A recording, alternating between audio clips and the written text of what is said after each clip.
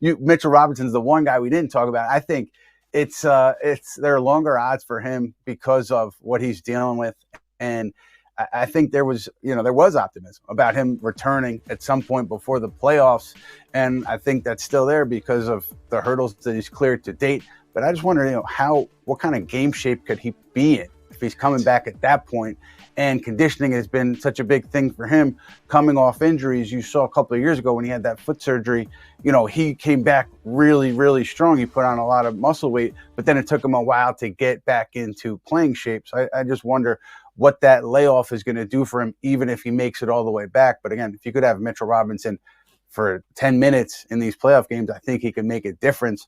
What do you think he could be once he gets back on the floor, if he does get back on the floor, Frank? Yeah, I think it's an excellent point. I wouldn't expect him to be able to play big minutes, but we all know how the playoff schedule works. You never play back-to-backs. So anytime that he plays, he's naturally going to get a day off. Conditioning will be an issue.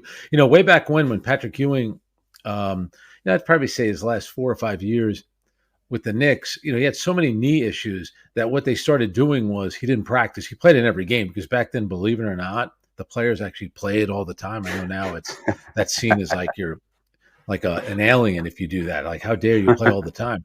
But he didn't practice, and that did throw off his rhythm. And I think you'll probably see that with Mitch Robinson. Now, he's not an offensive player the way Patrick Ewing was, but it's going to impact you when you haven't played for that long. And we know how it works. The playoffs roll around and the intensity level increases, and it's kind of hard to get up to speed with something like that.